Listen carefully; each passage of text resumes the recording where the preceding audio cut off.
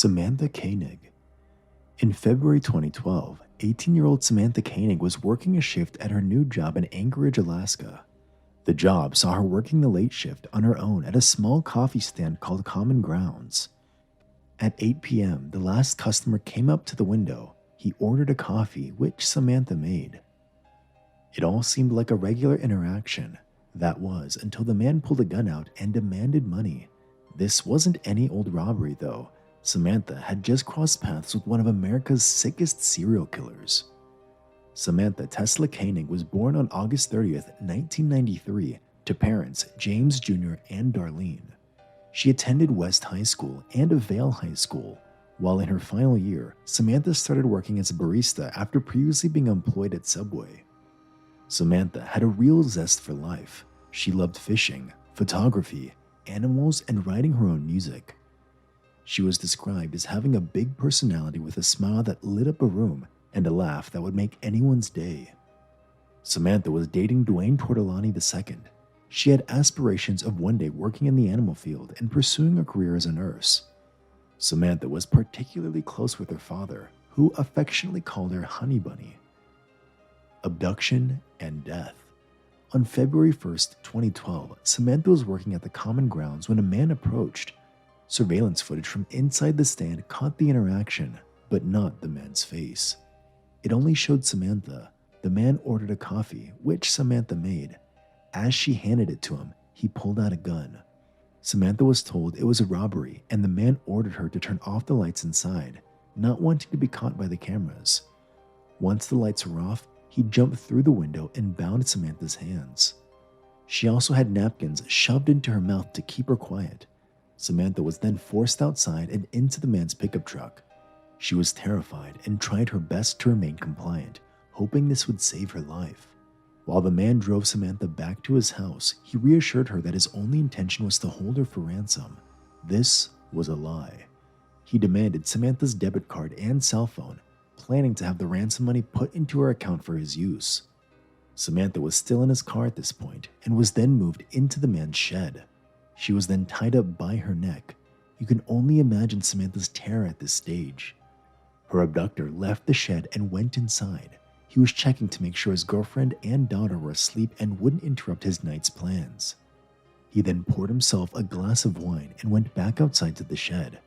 While sipping his drink, this monster told Samantha in detail what he was planning to do to her. He spent the next 4 hours sexually assaulting Samantha before strangling her with the rope he had tied around her neck. After murdering Samantha, he went back inside and went to sleep. At 5 a.m. on February 2nd, he took a cab to the airport and flew to New Orleans for a 2-week cruise on the Caribbean with his family. Samantha Koenig was reported missing the day after she disappeared. She was already dead at this stage. It didn't take long for the FBI to get involved, but despite their best efforts, they couldn't gather up enough leads to point them in Samantha's direction. All the while, her murderer was enjoying time in the sun. When he got back from his vacation, the man decided to take a ransom photo of Samantha and get some money out of her parents. He thought that a proof-of-life photo would encourage them to hand over the money. But there was a problem. Samantha was not alive. To imitate life, this monster sewed Samantha's eyelids open with fishing line and applied makeup to her face. He then propped her up against the wall and took a photo with a recent newspaper in the shot. To get the message of his demands to her family, he texted Samantha's boyfriend from her phone and told him to pick up a package he had left in the park. Anchorage police went to try and locate this, finding a note demanding $30,000 in the photo of Samantha. Her family was instructed to put the money into her account. Heartbreakingly, Samantha's parents paid the sum. They were hoping with all of their hearts that this would bring their Samantha home. Investigation.